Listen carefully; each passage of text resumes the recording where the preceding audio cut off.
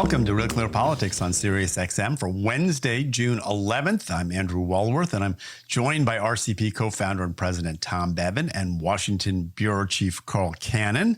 So, gentlemen, Los Angeles continues to be the center of protest against ICE, but resistance is spreading in California. San Francisco, San Diego, and a few other cities have seen protests, some of which have led to arrests. There's now a curfew in effect in LA. And last night, Gavin Newsom gave a television address attacking Donald Trump. Here's some of what the governor said. Authoritarian regimes begin by targeting people who are least able to defend themselves, but they do not stop there. Trump and his loyalists, they thrive on division because it allows them to take more power and exert even more control.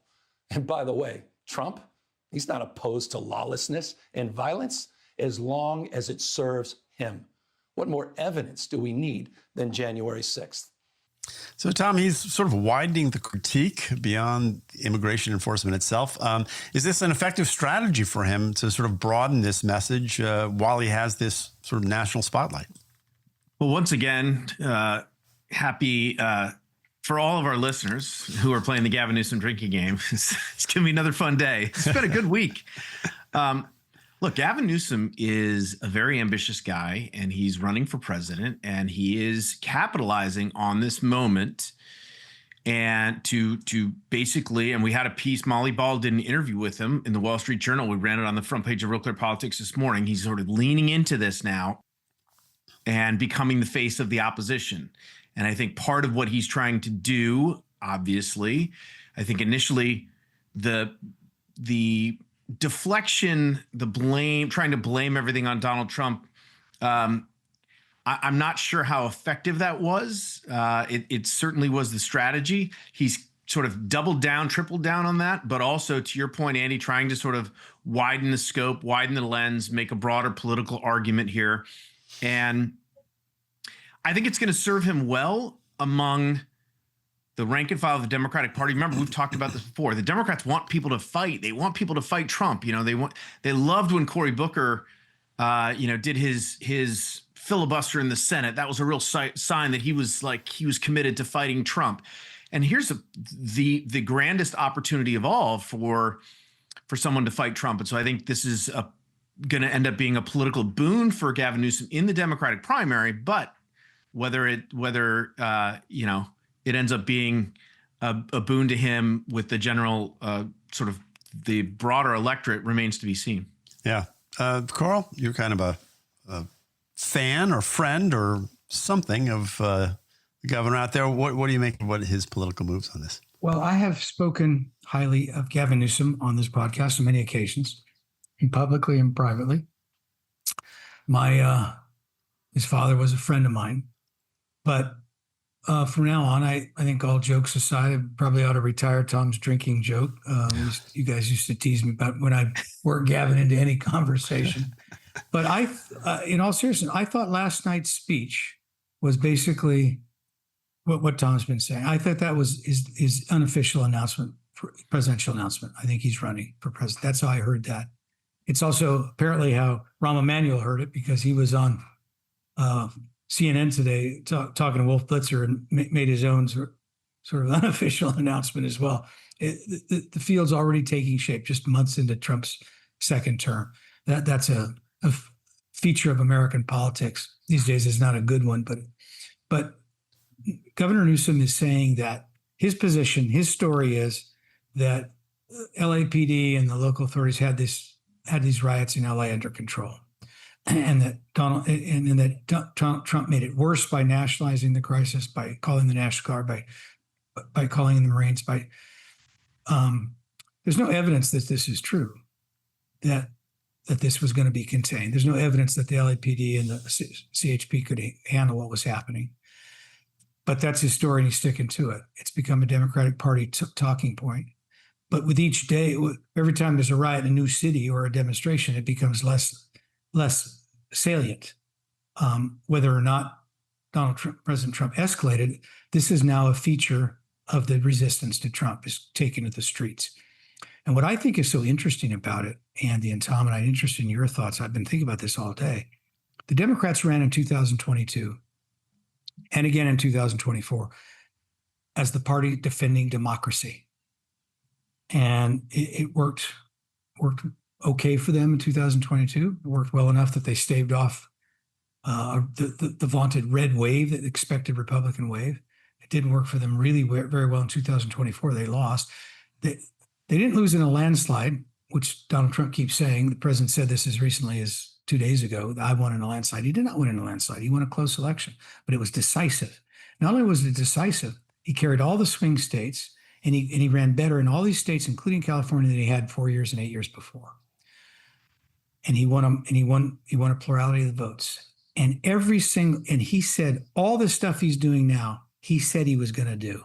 So now you've had an election, and you could argue it's the mob that's not accepting the results of the election. Gavin Newsom said Trump didn't accept the results of his election. And they're acting as though demonstrating in the street, rioting, opposition, doxing ICE agents, interfering with the arrest of illegal immigrants is one more political tool, like an executive order, a legislative bill, a governor's act, an act of Congress, a Supreme Court decision, that this street theater is one more part of democracy. And if you're going to talk about peaceful demonstrations and say community activism is part of the process, you're on pretty solid ground.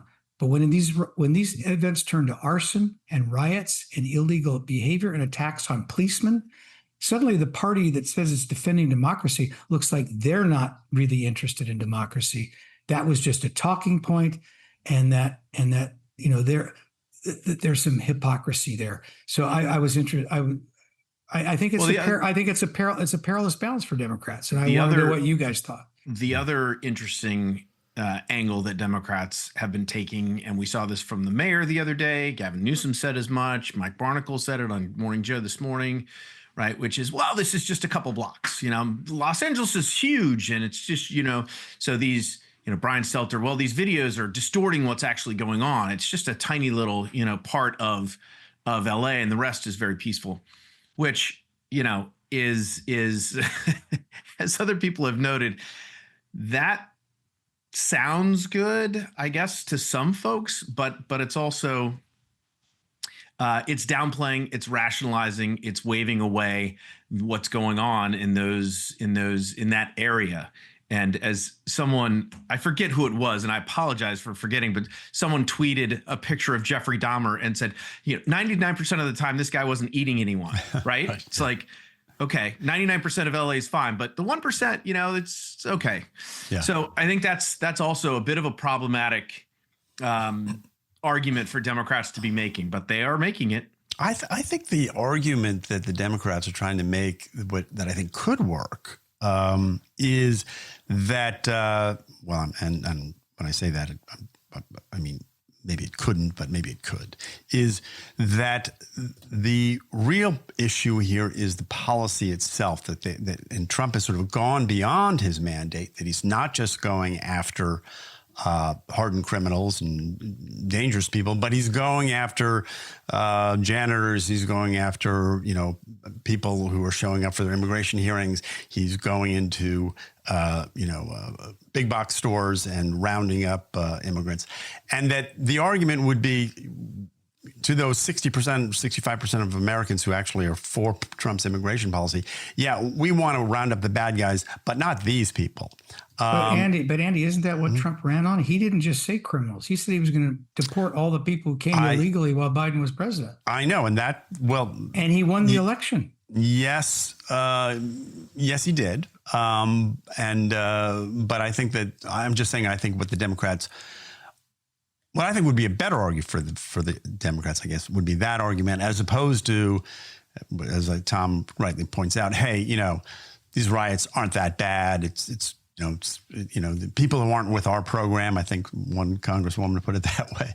But I think that that's a distinction. I think that Newsom was trying to draw in his speech too, where he talked about going after those. He made that point. He made that point you made, Andy. Yeah, that's right. Yeah, he did make that. And look. He didn't. I said he ran better in California. He didn't carry California. Trump's policies are not popular in California. They're not popular in Gavin Newsom's home state. They're not popular in Los Angeles. in the city of Los Angeles. So these people are saying, we didn't vote for this. This is not what we wanted.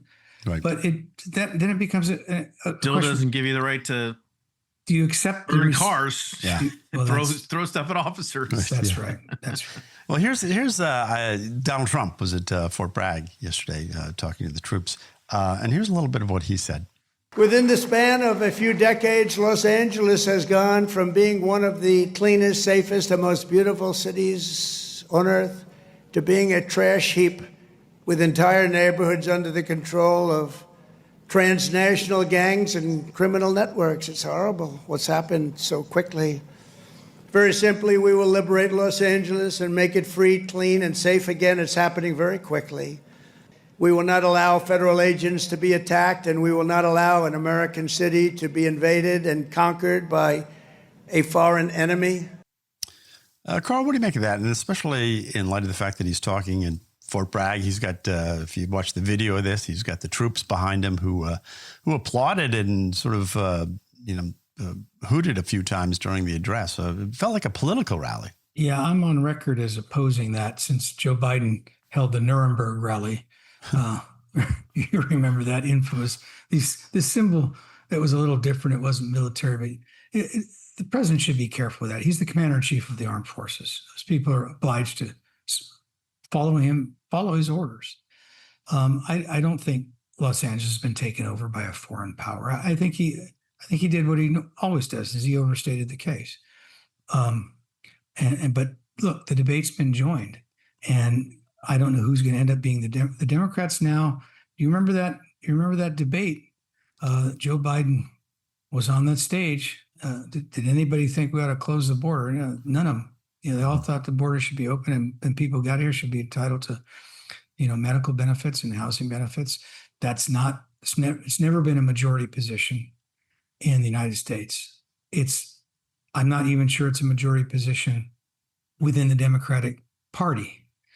But it's a majority position within the activists and donors and the left wing base that furnishes the energy for the Democratic Party.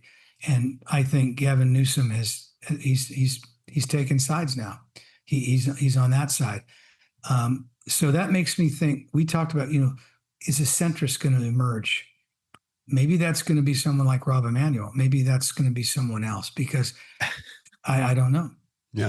Tom doesn't think. Tom lived with Rahm in the city there. I don't say they were roommates, but Rahm was mayor. He was my mayor. But to me, he's a very sharp guy and a pretty clear thinker, very competitive person. I don't know why you rule him out, Tom. I think he's right in the mix. I don't think that's where the Democratic base is, and I don't think he'll be able to get through a Democratic primary. So, I mean, look, it's the Trump speech, right? I mean, suddenly Democrats are in favor of states' rights and the state's ability to do all these things. And Trump's obviously overstating the case a little bit. Wait. If you're going to say that, though, and suddenly Republicans no longer believe in federalism. So they right. switch sides too, Tom. Yes, people have switched sides. Look, I do think there's a case to be made to protect federal buildings and federal agents and, to send in the National Guard. Nobody should want, right, those buildings being attacked, those agents being attacked or harmed in any way. And I think that's justifiable. But as you said, Andy, I mean, I think the public's in favor of what's going on, what the Trump administration has done in California. But if we've got troops on street corners in 5 major American cities, we had protests here in Chicago last night, New York. I mean, is the public going to feel differently about that? They might, actually. I think we have to wait and see how this all plays out. And certainly to your point, Andy, Gavin Newsom made this big show of like, oh, he's deporting, 4-year-old girls and 9-month pregnant women and that kind of stuff. Meanwhile, the administration, Carolyn Leavitt just was citing statistics about the 360 people who've been arrested or something like that, like 115 of them have criminal records. There was a list of folks that they were these initial raids in California. It's hard to even understand or know what the truth is, but the administration released this info on these people, and they were all, they were gang members, they were sex offenders, they were drug offenders. I mean, they were people with rap sheets. And so, again, I think the public supports that, maybe not supports, if there's truth to what Gavin Newsom is saying about people, rounding up people who haven't committed any crimes, who are just trying to, they're hanging out in the Home Depot parking lot because they want to try and find work for the day. That might be a different situation as far as public opinion goes, even though, to Carl's point, Trump, that was part of what he ran on. Yeah. Yeah. All right. Well, guys, we're going to take a quick break. You're listening to Real Clear Politics on Sirius XM. I'm Andrew Walworth. I'm here with Carl and Tom. We'll be back with more right after this. Welcome back to Real Clear Politics on Sirius XM. I'm Andrew Walworth. I'm here with Tom and Carl. And Tom, New Jersey held its gubernatorial primaries last night. For the Democrats, the winner was Representative Mickey Sherrill, I guess. And for the Republicans, it was Jack Ciattarelli. Tom, we look at two state primaries in particular every cycle that fall in the first year after a presidential election, New Jersey being one, Virginia being the other. So what do you make of the New Jersey primaries results, and what should we be watching for in November up there? Right. So Mikey Sherrill and Jack Ciattarelli, these were the front runners according to the latest polls. So no real surprises, even though heading into that vote last night, there was about a quarter of each electorate was undecided. So no real surprise in terms of who ended up winning. And yeah, New Jersey and Virginia are always sort of bellwethers, or, states that we like to read the tea leaves on. What's interesting, New Jersey, I think, hasn't, Phil Murphy's retiring. He's term limited. He's had 2 terms, and it's been 60 years since Democrats have won a third term in New Jersey. But it's also been, I don't know how many years, but the party that wins the White House usually ends up losing that governor's race the following year. And we've seen that play out over and over again. So you have these competing sort of cross currents, historically speaking.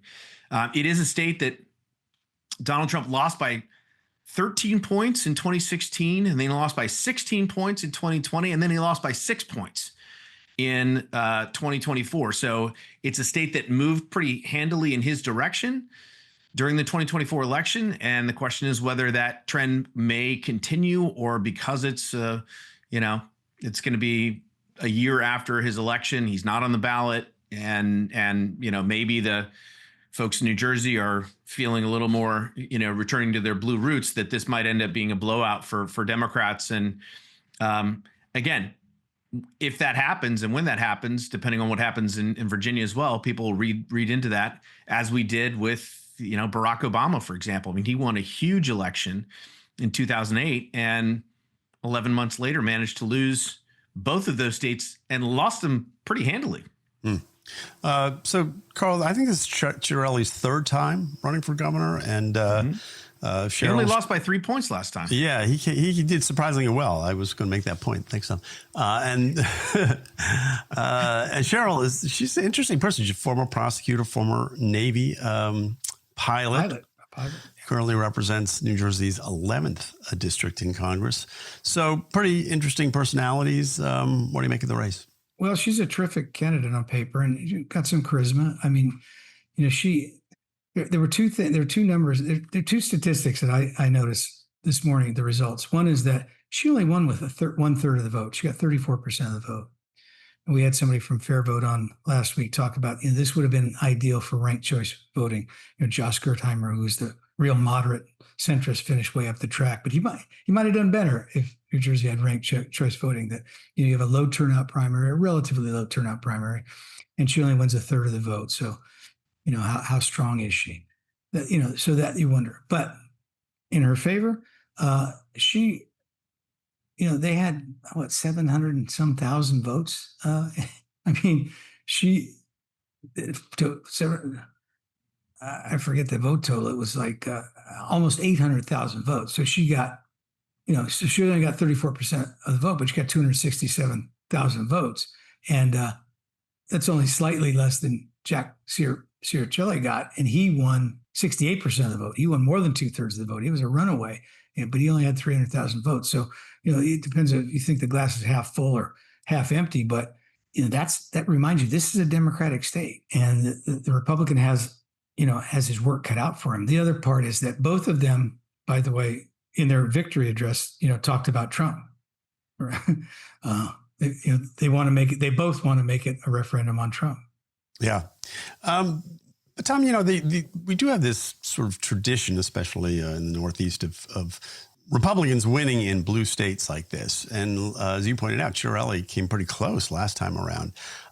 Do you like his chances more this time around? He's a seasoned candidate at this point. And he's looking I don't now. know. I think he's going to be the underdog here for sure. And the question is, how big of an underdog would you make him in this race? Mikey Sherrill's a legit candidate. She is. She's interesting, and it is a blue state still. So she's got the advantage. But could there be an upset here? Sure, absolutely there could. I mean, I think we have to wait and see how this race plays out. There'll be a lot of money spent in New Jersey. It's not a cheap market, to advertise, and so there'll be a lot of money raised pouring in there. And as you mentioned, I mean, I think both sides are gonna.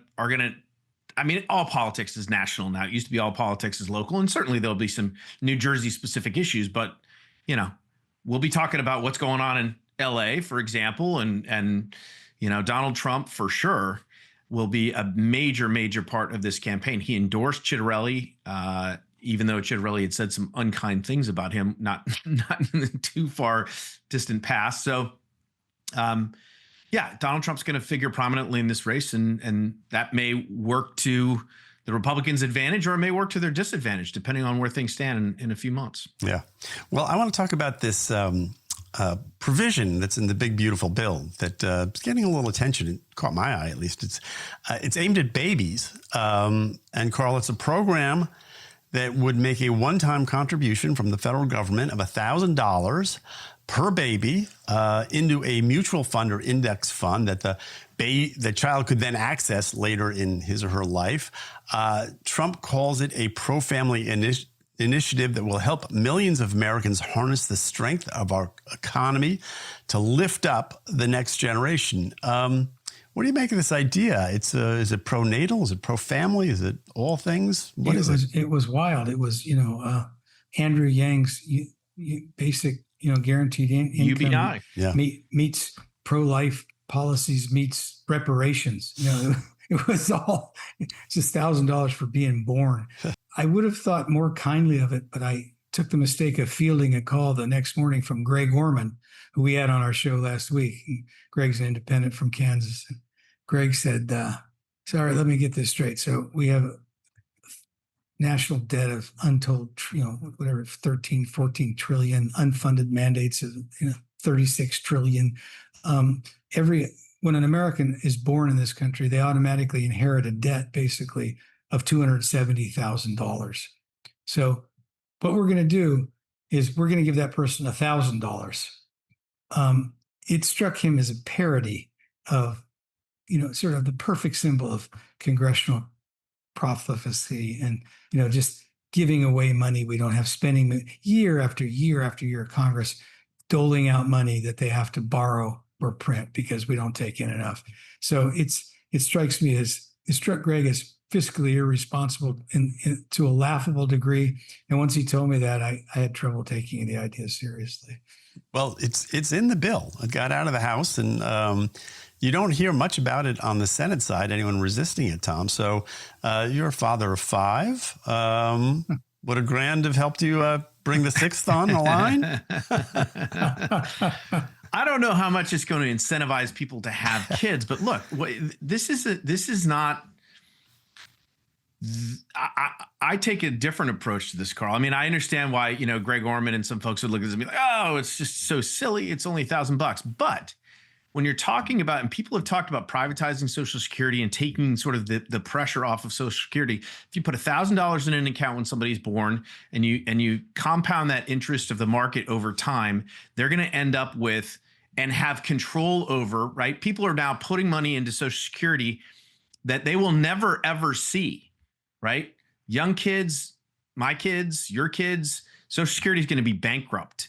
by the time they get to the age where they can start drawing on that. And so, we could do this for savings accounts. We could do this for health savings accounts. Tom, when they having get to be people 18, controlling their what's that? When they get to be 18, they're going to take the money out and buy a surfboards and a pickup truck. Come on. Well, you can only take, but the rules of this are a little complicated. You can only take half the money, I think, when you're 18.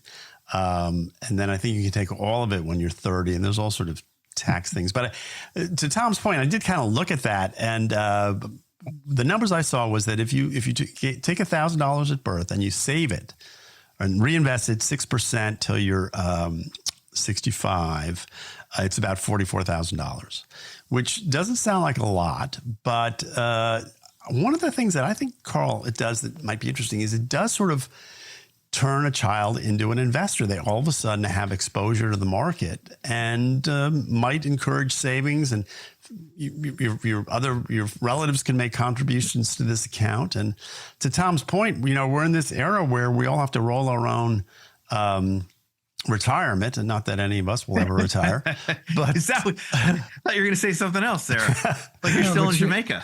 You know what, though, Andy, your point's well taken. I mean, when I was just out of journalism school, they the news every night would have the Dow Industrial Average. Nobody cared about that. Most people didn't care. Most people didn't even own stocks. What changed was these retirement rules that came in the 70s and 80s that made everybody an investor, not just and these public employee unions began investing heavily in mutual funds, and then everybody had a 401k. And so suddenly the stock market, then everybody's looking at it, and it became actually a metric people cared about. So to that extent, I think you have a valid point. I guess my point is that we don't even make a pretense now of paying as we go. I'm going to drop the taxes on tips. Great. We're going to bring back the SALT deduction. Great. I mean, look, these are provisions that'll help me personally, but I just think ignoring the federal debt and the federal deficit is folly. We now pay more on interest in the debt than we spend on defense spending. When I was a young reporter first covering the budget, we were paying 4% of the Pentagon budget, not 100% of it. And I just think it's gotten out of hand. Yeah, that's fair. And Tom, it's not means tested, so it goes across the board. It's anyone who has a baby gets one of these accounts. So I mean, look, if I were doing this, I would have done it differently, and certainly, but this is not like some proposal that just got pulled out of thin air. I mean, people have been talking about using these kinds of savings accounts for people. It's not necessarily even a new idea, but I would have probably tailored it a little bit differently. To Carl's point, like, you could, if you can take it out when you're 18, that's going to encourage people to be frivolous with it, as opposed to using it for, Social Security, or using it for retirement, or for health savings, or for education. I mean, make it like a 529 account. So we'll see how it plays out, but it is in the bill, and the bill's going to pass, I think. We'll so see. unless they cut it out some way along the way, but I mean, Trump just made a big deal of it. So I think it's in there for good. Yeah. Just for the record, I don't think there's anything frivolous about surfboards or pickup trucks. I just don't think the taxpayers should be paying for it. I was going to say, the problem I have with this sort of thing is that just that point is that when you do this and it's federal money and you put it into an account or something, and then you start drawing rules around how that money can be used. And all of a sudden, someone in Washington is deciding that, you can only use this for, solar panels on your house, but you can't use it for surfboards. So you can buy an electric car, but you can't buy, a gas-powered truck. It does invite the government into our life in a way that just bothers that small libertarian part of me. I thought you were a free market guy, Andy. I thought you'd like this idea. I know. That's the Supply-side or Jack Kemp. I like the idea. I don't hate the idea. I wish it was more than 1,000. I wish that. I agree with that. Because I think that Carl's point is right too. That our kids can't count on Social Security. So if they've got to take care of that was my point, by the way. Carl was not making that point. Okay. Carl said it was a joke. All right. Well, this is one of those weird things in Washington that happens. I'm glad we had a chance to talk about it, because I find it fascinating. Anyway, you're listening to Real Clear Politics on Sirius XM. I'm talking to Tom and Carl. I'm Andrew Walworth, and we'll be back right after these words. Welcome back to Real Clear Politics on Sirius XM. I'm Andrew Walworth, and for our next segment, RCP contributor Maggie Miller talks with energy expert Daniel Yergin, author of the Pulitzer Prize-winning book, The Prize, The Epic Quest for Oil, Money, and Power, and most recently, The New Map, Energy, Climate, and the Clash of Nations, which was published in 2020. The interview was conducted at the Real Clear Energy Future Forum, a one-day conference held in Washington, D.C. on May 19th, presented by Real Clear in partnership with the U.S. Chamber of Commerce and the National Center for Energy Analytics. Now, here's Maggie Miller in conversation with Daniel Yergin. Obviously, you wrote a book called The New Map, which describes what has happened, what will happen, and what's likely to come. Can you speak a little bit about how the vision of your book was received when it was first published, and then speak to how that's now changed, if it has? Yeah, I think when it first came out, it wasn't in the mainstream of the consensus. It offered a different view. It offered a different view of energy transition, which people thought, oh, it's just simple, these things happen. And it also tied the geopolitics. I mean, one of the things it said is, there was likely to be a war between Russia and Ukraine. Never thought it would be this kind of war going on this long. And I also focused in a lot on the mineral question, which at that time was really not on the agenda. So I think with time, the themes that I was writing about have now moved very much to the front, and I find that the book is being read constantly today. I mean, it just continues to have a life of its own. And I think what it did is when I try to use both story so that it's interesting and fun to read, but also give you a framework for thinking about the world. And I think it does a fantastic job at that. This conference is being framed between the abundance and scarcity mindset. So where would you place yourself with regards to that? And then also, what would be your advice to Secretary Wright? Right. Well, those are two separate questions. So I think I would lean towards the abundance side, a belief in resources, belief in technology and innovation, because we see that happening again and again. And it was interesting, the book I wrote earlier, The Prize, when people started talking about a shortage of oil around, was it 2007, 2008, I went back in The Prize and said, oh, actually we've run out of oil. The world has run out of oil 5 times. So every time you think things are over, you get new discoveries, innovation, and so forth. We actually have a question from the audience for you today regarding supply and demand. Are many governments driving towards supply scarcity to gain control over their people? Everyone gets rationed. Are governments preferring rationing over supply? No, I don't think people have. I don't think things are that well thought out or they have that sort of plan in it. I think it's driven by ideas and ideologies, but not necessarily in that sense. But but you can end up creating that situation. I mean, even when we look back at the famous gas lines, which even people who were born well after them still sort of imagine that they lived during them, a lot of that was created by government policy. But I think it was inadvertent. It was more the unexpected consequences. So I don't think that sense, but I think governments can, because of other policies, create scarcity. And so I think this, it's so interesting to me that this conference today really, if you look at the agenda, it just shows how much thinking has changed, and what was described as a regression to reality. That phrase has really stuck in my mind from the discussions today. And is there anything else you think is important to add as we're looking towards the energy future? I think that what is required now, and I think it is happening, is a big rethinking of what energy transition means, that it's not really just energy transition, it's energy addition. And it's very striking if you look between 2024 and 2025, wind and solar grew to the highest levels ever, but so did oil and coal, and natural gas would have done so too, except for the disruption that Putin created in the gas market in Europe. So I think if people carry away the idea of energy addition, which is another way of also talking about abundance. They'll have a clearer vision of what's ahead and what needs to be done. Well, Dan, thank you so much for your time. Thank you. Thank you. That was Maggie Miller in conversation with author and energy expert Daniel Yergin. You can see more of Maggie's interviews and the full presentations from the conference at RealClearEnergy.com. Don't go away. We'll be back with more Real Clear Politics right after this. Welcome back to the show. I'm Carl Cannon, Washington Bureau Chief of Real Clear Politics. Talking now with Jackie Cushman from the Adams Memorial Commission.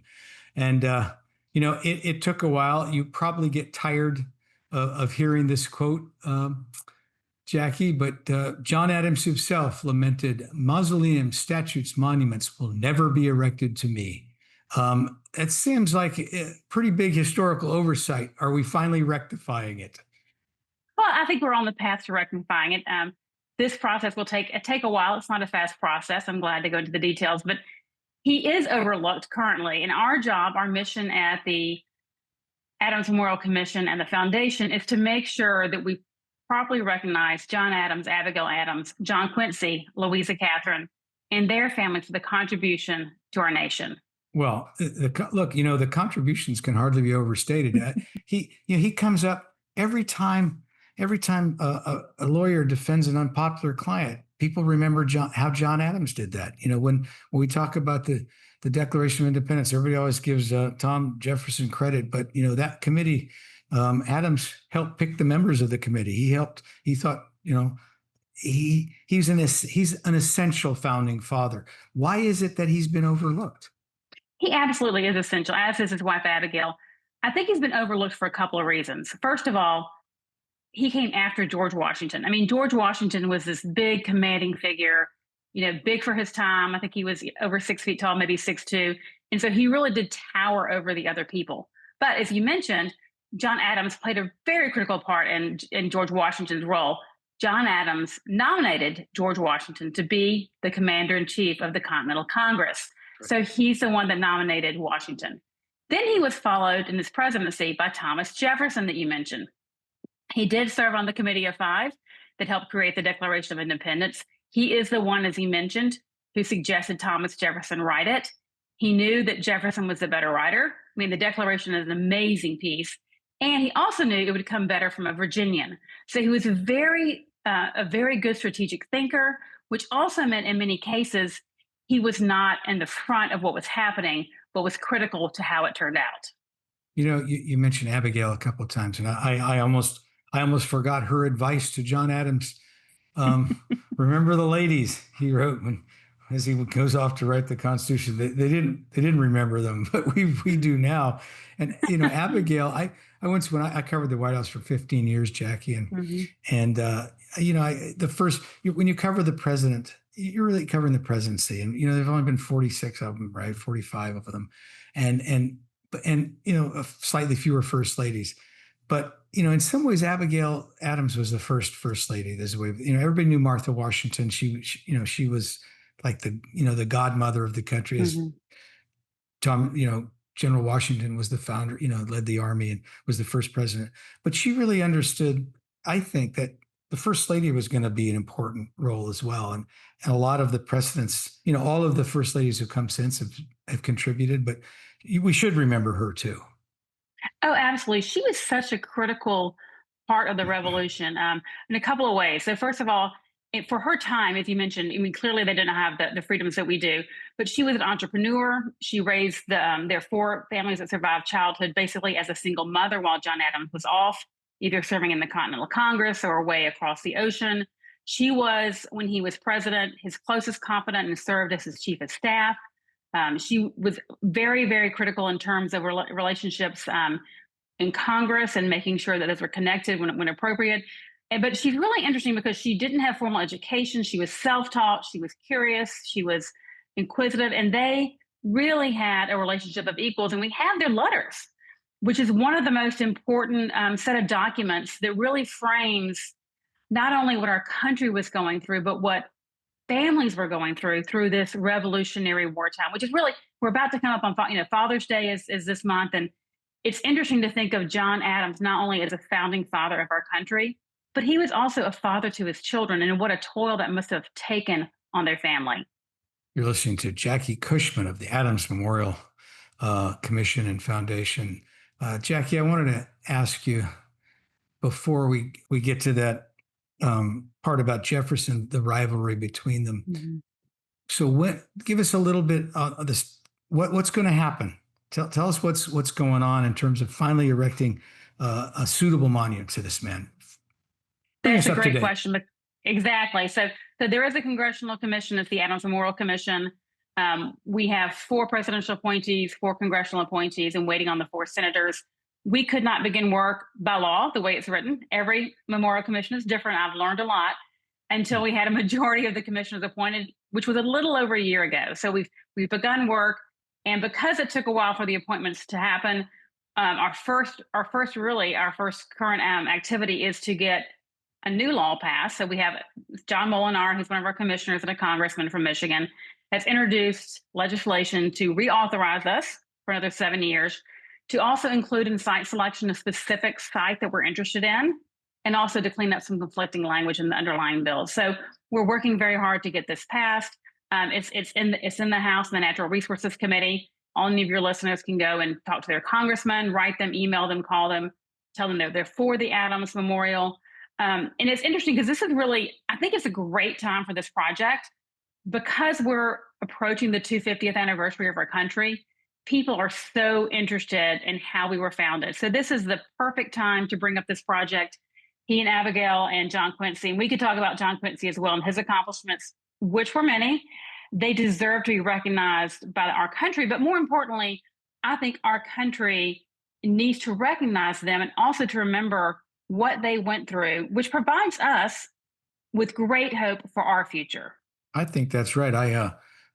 I'll say a word about John Quincy Adams. If you're listening to us on Sirius XM Radio or watching on our podcast, RealClearPolitics, there's a great book I'll recommend called Arguing About Slavery by William Lee Miller. John Quincy Adams, although he's not considered a successful president, few one-termers are, he carved out a career for himself in the House and was the moral authority in the House of Representatives for 17 years, arguing passionately against slavery.